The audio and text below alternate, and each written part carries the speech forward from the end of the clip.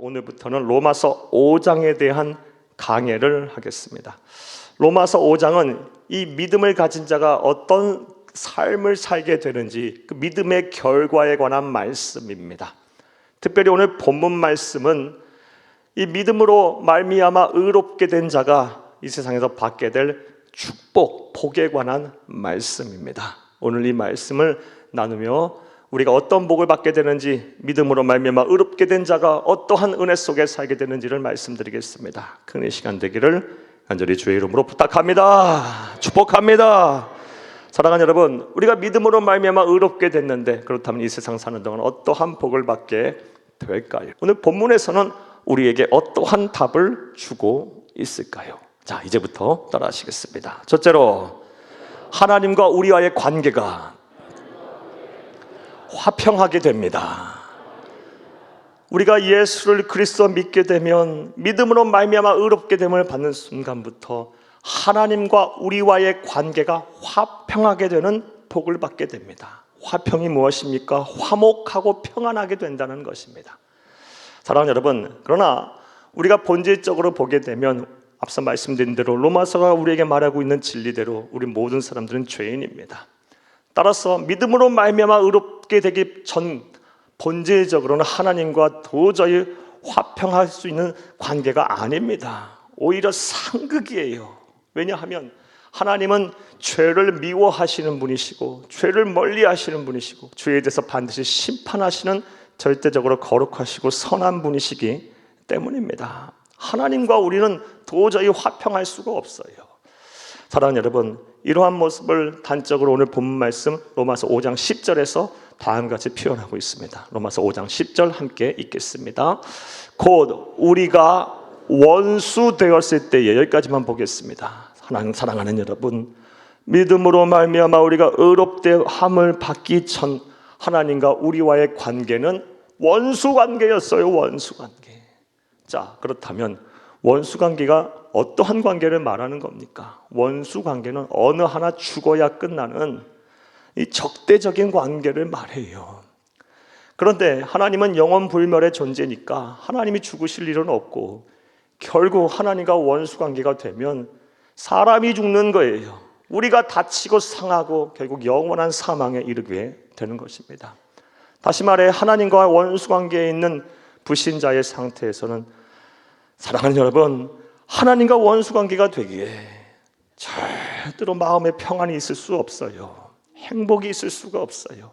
이 세상 사는 동안 공허한 인생을 살다가 결국 이 세상 전부인 줄 알다가 영원한 사망에 이르게 되는 것입니다. 자, 그런데 오늘 본문 말씀을 보게 되면 우리가 예수를 믿음으로 의롭게 되는 순간 하나님과 우리와의 사이에서 기적이 일어납니다. 오늘 보면 1절을 함께 보겠습니다. 그러므로 우리가 믿음으로 의롭다 하심을 받았으니 우리 주 예수 그리스도로 말미암아 하나님과 화평을 누릴 수 있다라는 말씀이에요.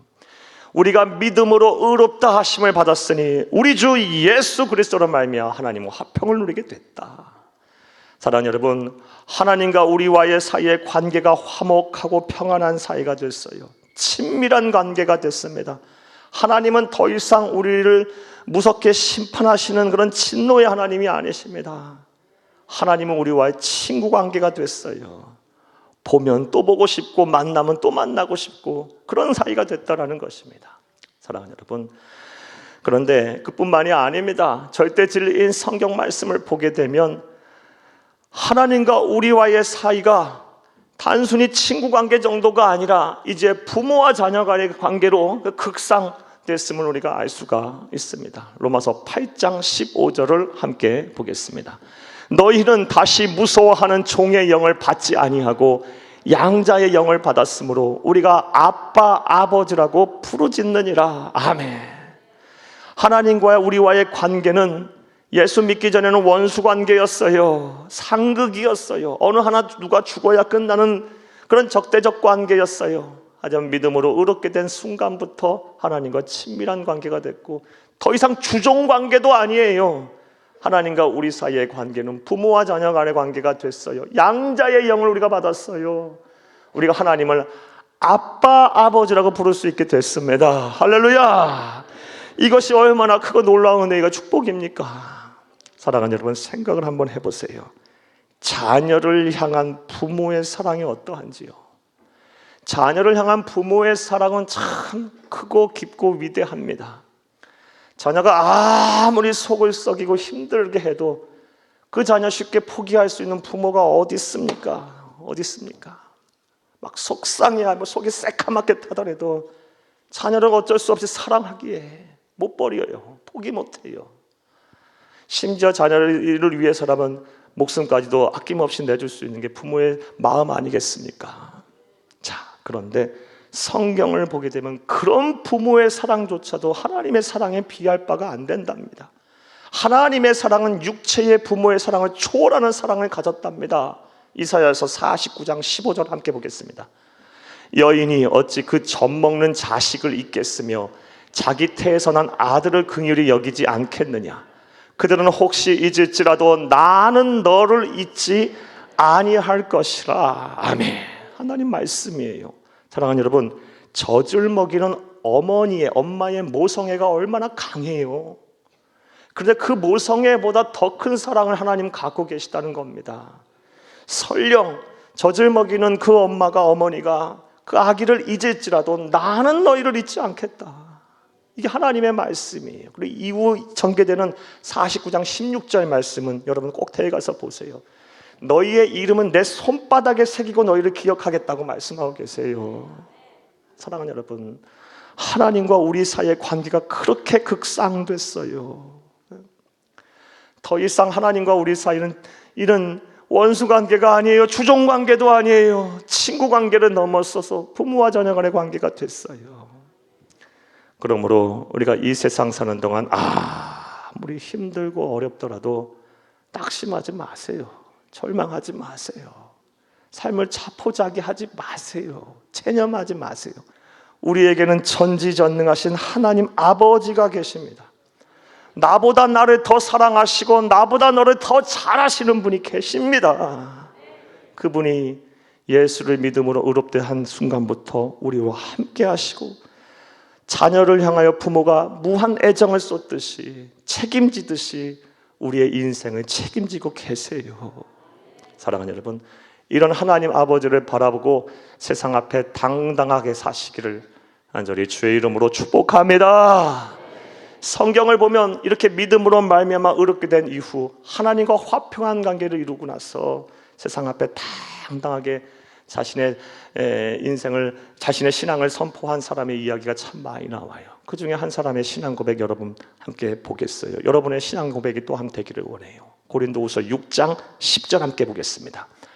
근심하는 자 같으나 항상 기뻐하고 가난한 자 같으나 많은 사람을 부유하게 하고 아무것도 없는 자 같으나 모든 것을 가진 자로다. 아멘. 사람이 이렇게 보면 근심할 수밖에 없어. 상황 여건이. 그런데 항상 기뻐하고 있어요.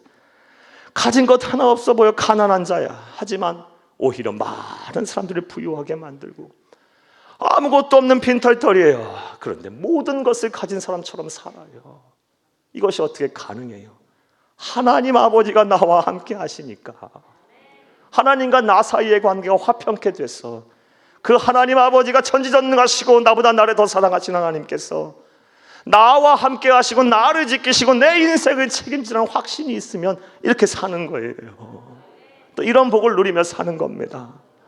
우리 모든 성도들이 이 은혜 속에 살기를 간절히 주의 이름으로 축복합니다. 자, 예수를 믿음으로 말미암아 의롭게 된 순간부터 우리가 이 세상 사는 동안 받게 될 첫 번째 축복은 하나님과 우리 사이가 화목하고 평안하게 됐다는 거예요.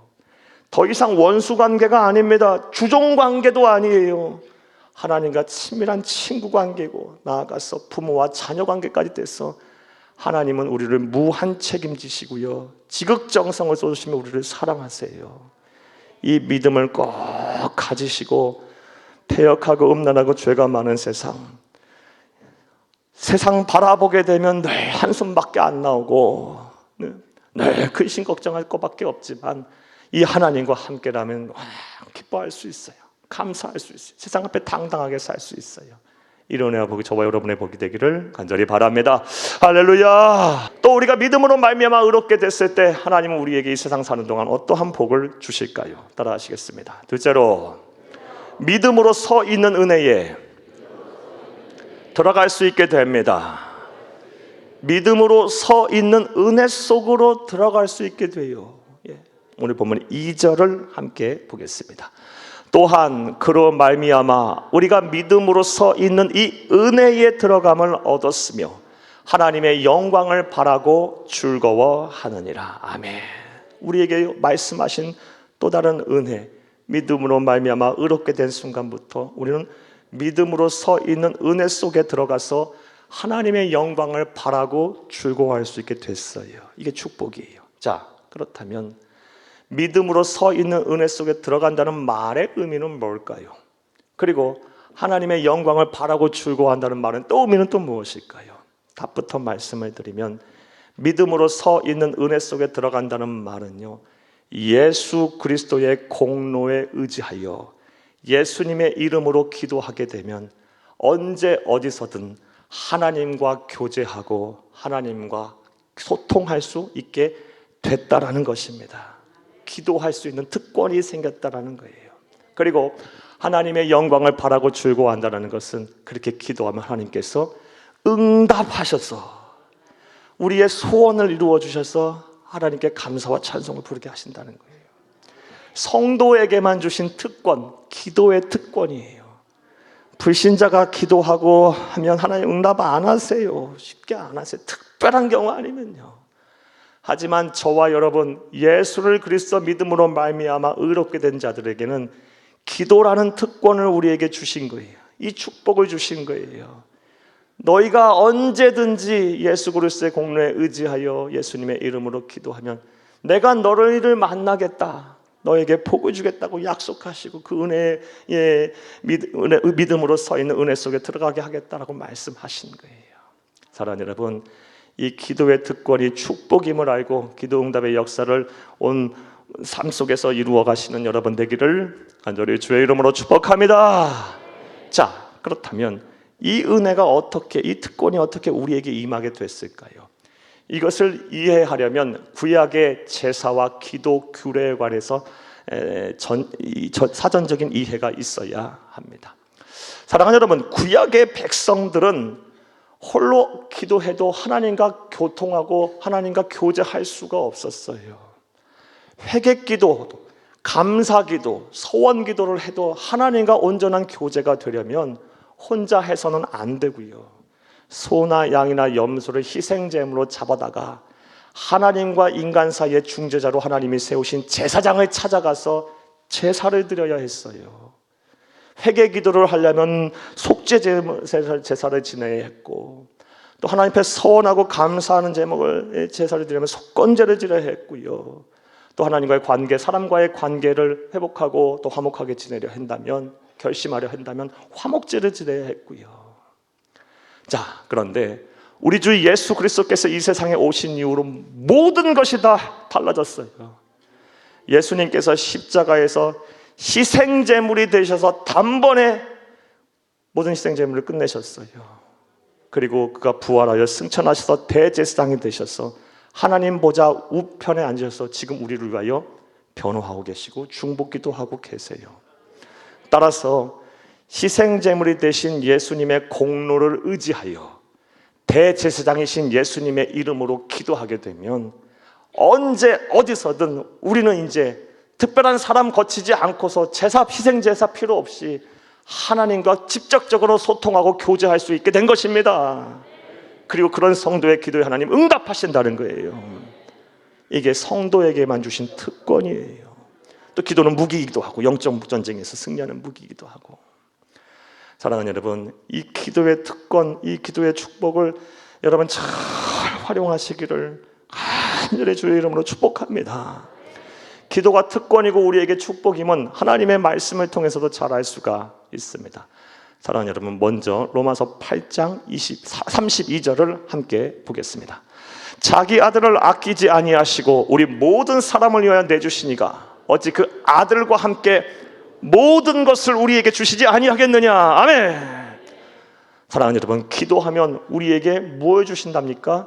아들과 함께 모든 것을 주신답니다. 이게 기도의 특권이에요. 왜 근심과 걱정합니까? 기도하지 않으니까 걱정하는 거예요. 왜 염려하고 왜 밤잠 못 자고 마음 상해하십니까? 전지전능하신 하나님이 우리 아버지가 되시는데, 기도하면 모든 것을 주신다 약속하셨는데 기도 안 하니까 그런 거예요. 기도할 수 있는데 무엇을 걱정하고 염려하세요? 또 기도가 특권이면 마태복음 7장 9절에서 11절 말씀을 통해서도 알 수 있어요. 함께 보겠습니다. 너희 중에 누가 아들이 떡을 달라 하는데 돌을 주며 생선을 달라 하는데 뱀을 줄 사람이 있겠느냐? 너희가 악한 자라도 좋은 것으로 자식에게 줄 줄 알거든 하물며 하늘에 계신 너희 아버지께서 구하는 자에게 좋은 것으로 주시지 않겠느냐? 모든 것 주신다고 하고서 이번엔 또 좋은 것을 주신대요. 모든 것 더하기 좋은 것. 사랑하는 여러분, 이게 기도의 특권이에요. 구하라 그럼 너에게 주실 것이라고 말씀하셨어요. 사랑하는 여러분, 이제부터 예수를 그리스도 믿음으로 말미암아 의롭게 된 우리들에게 주신 하나님의 축복, 특권인 이 기도를 잘 활용하시고 열심히 하셔서 사랑하는 여러분, 하나님께서 약속하신 복을 다 받아 누리기를 간절히 주의 이름으로 축복합니다. 하늘의 신령한 복이 여러분의 복이 되고 땅의 기름진 복이 여러분의 복이 되기를 다시 한번 간절히 주의 이름으로 축복합니다. 또 믿음으로 말미암아 의롭게 된 자는 이 세상 사는 동안 어떠한 복을 받게 될까요? 따라하시겠습니다. 셋째로, 환난 중에도 소망을 잃지 않고 즐거워할 수 있게 됩니다. 환난 중에도 소망을 잃지 않게 하세요. 즐겁게 하세요.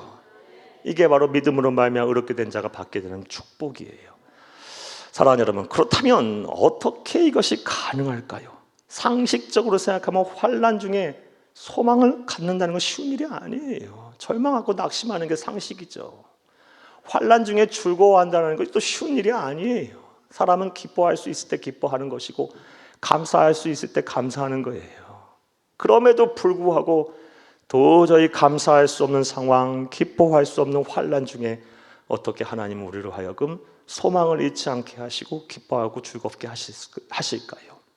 사랑하는 여러분, 역시 답부터 말씀을 드리면, 사랑하는 여러분, 하나님의 백성, 하나님의 자녀, 믿음으로 말미암아 의롭게 된 자들이 환난을 당할 때 하나님은 절대로 내버려 두지 아니하십니다. 그리고 함께 하시면서 환난 중에서 우리를 가르치세요. 깨닫게 하세요. 인생과 신앙의 훈련을 시키세요.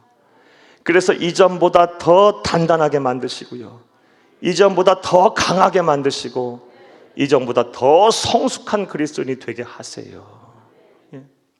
그래서 환난 중에 즐겁고 기뻐하게 하시고 소망을 잃지 않게 하시는 거예요. 오늘 보면 3, 4절을 함께 보겠습니다.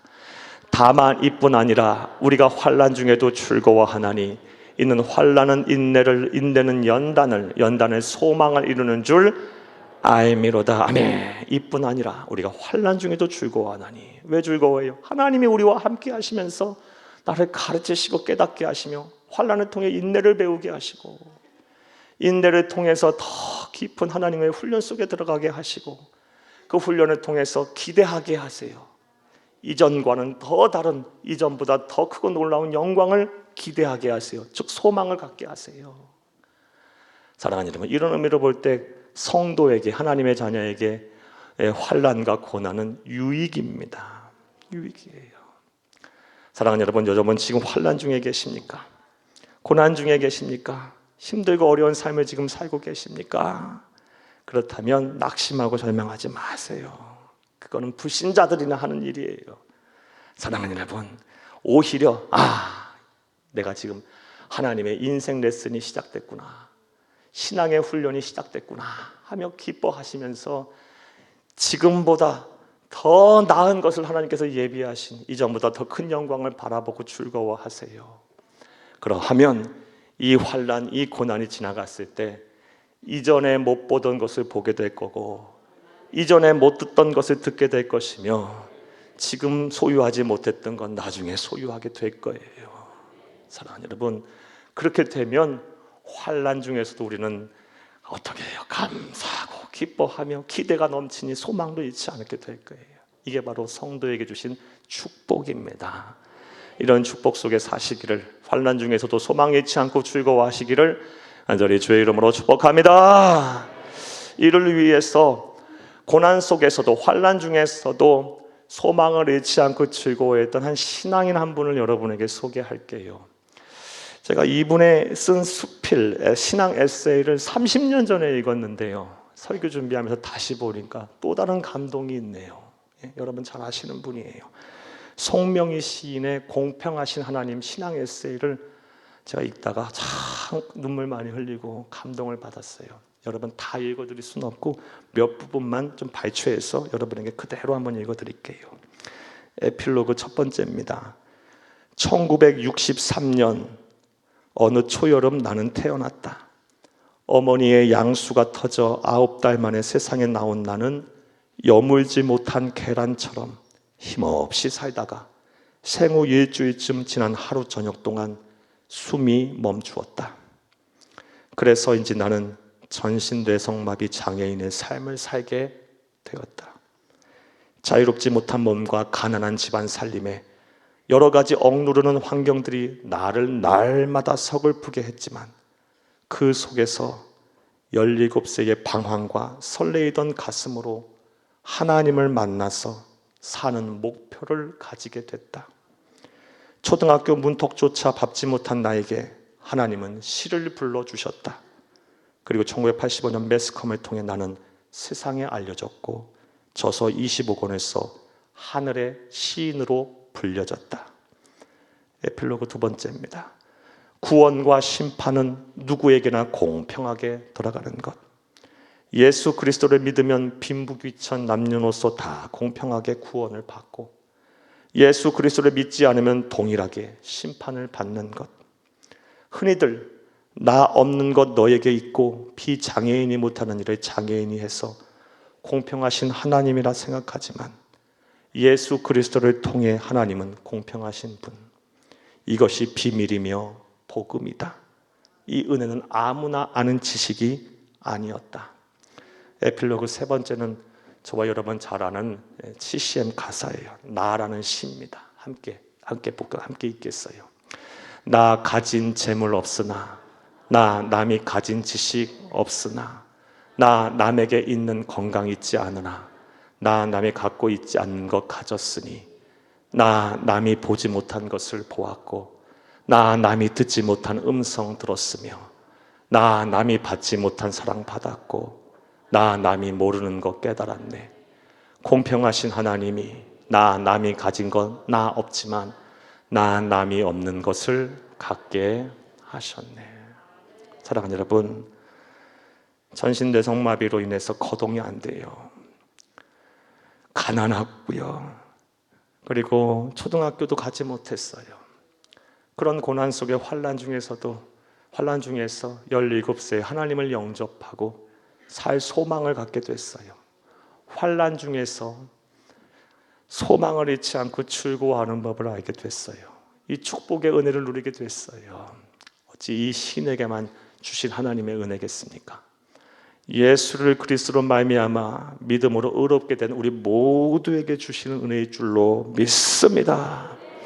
환난 중에 계신다면, 고난 중에 계신다면, 하나님의 나를 인생 훈련을 시키는구나, 인생 레슨을 시키는구나, 신앙 훈련을 시키는구나. 이 훈련을 잘 마치고 이 레슨을 잘 받으면 이전에 못 보던 거 나 보게 될 것이고, 이전에 못 듣던 음성 듣게 될 것이고, 이전에 내가 소유하지 못했던 갖게 되겠구나. 지금보다 이 나중에 영광이 더 크겠구나 라고 기대하세요. 그게 소망이에요. 소망 잃지 않고 믿음 잘 지키시는 저와 여러분 되어야 할 줄로 믿습니다.